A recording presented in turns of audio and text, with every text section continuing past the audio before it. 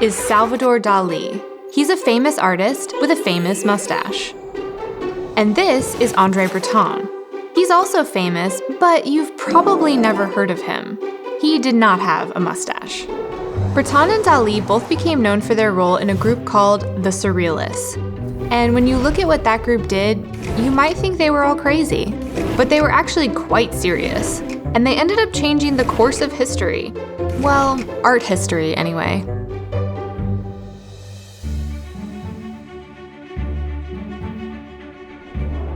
People use the word surreal, How surreal. to describe things that are crazy. Whoa. Or too strange to be real. Surreal. But surrealism was about more than just melting clocks. It was about philosophy, politics, art, and revolution. Surrealism was a movement, a group of people who focused on the world of dreams in order to create a new reality, a reality that was beyond real, or surreal.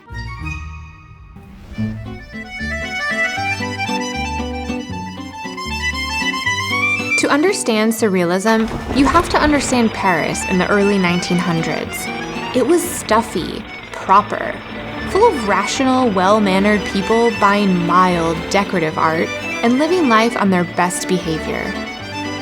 And then, the world went to war.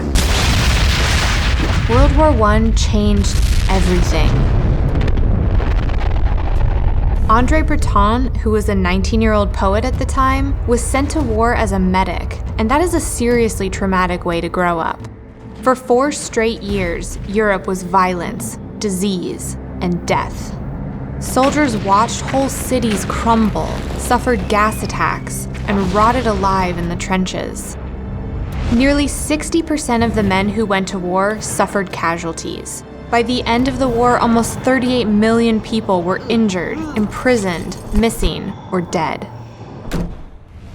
Afterwards, Europe was a disaster.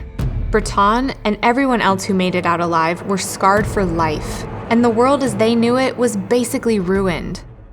The war made people question their own society and start to look for a different way to live. Breton and his friends figured that if the traditional, rational approach to life had ended in war, maybe it was time to try something new. They began rebelling against authority, the government, the church, the well-to-do members of society, and did everything they could to disrupt order. They joined an aggressive group called Dada that used art to make political statements, and they acted out against anyone telling them how to live their life. This was a totally different type of art. But Breton and his friends truly thought they could avoid another war by inspiring others to reject the reasonable, rational way of thinking that Europe was used to. They were looking for revolution. They didn't find it in Dada, but after months of experimental writing, Breton had a breakthrough. He had an inspiring dream about a man cut in half by a window. When he woke up, he realized we're not in control of everything that goes on in our mind.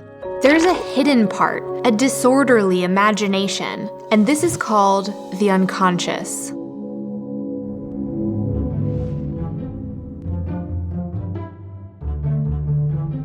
Sigmund Freud, the father of the unconscious, first identified this hidden or unconscious part of our brain. He said the conscious mind contains the thoughts we're aware of, but it only makes up a small part of what's going on in our head.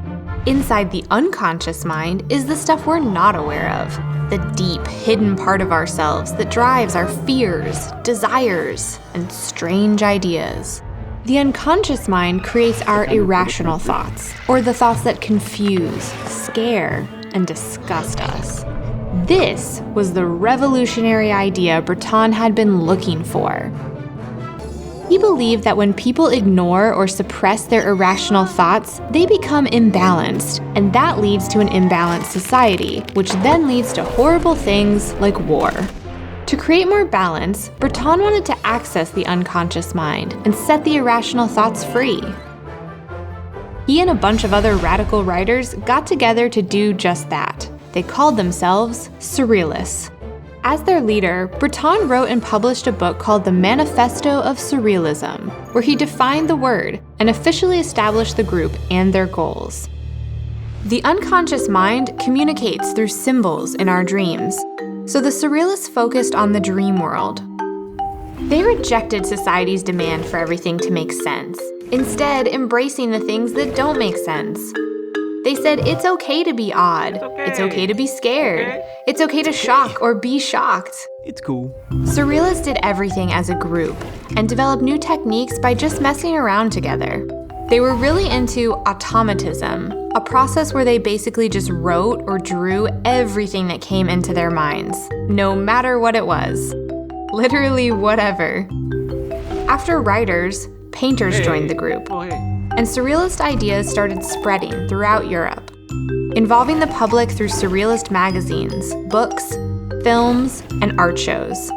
Surrealists use a lot of the same artistic elements, and recognizing these is a good way to spot a Surrealist art piece.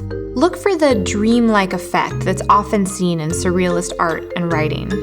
Elements like dislocation, juxtaposition, and transformation.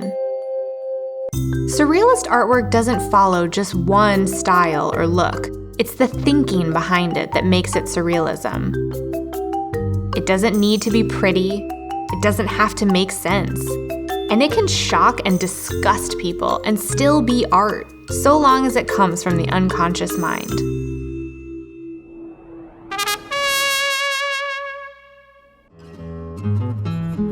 So, back to Salvador Dali, you know, the mustache.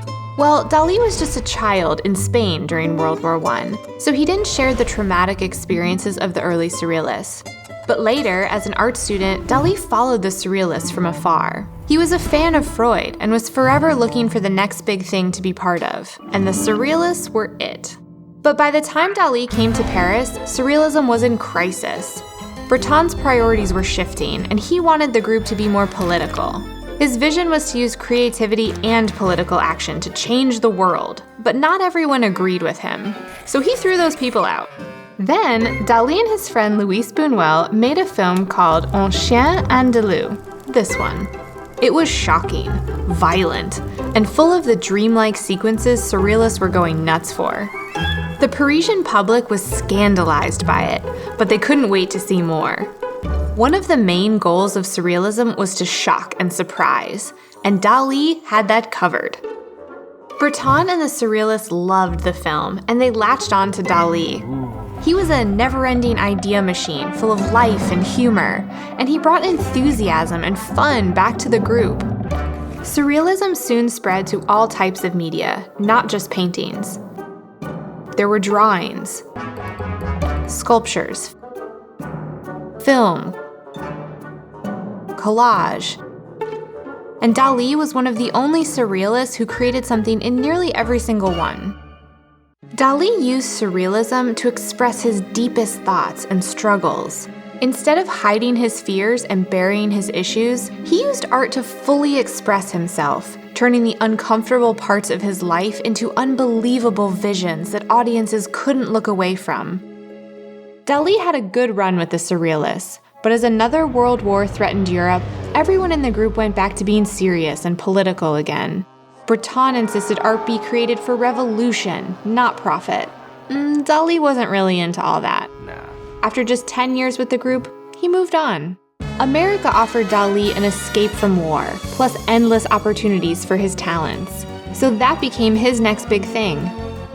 Dali introduced Surrealism to the general public and made it fun. His work was everywhere, in fashion, magazines, film.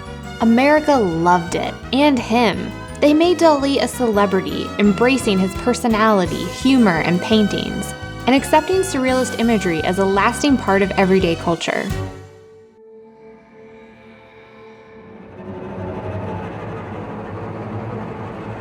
As the Second World War became a reality, Breton and the remaining Surrealists fled Europe, and the group pretty much fell apart.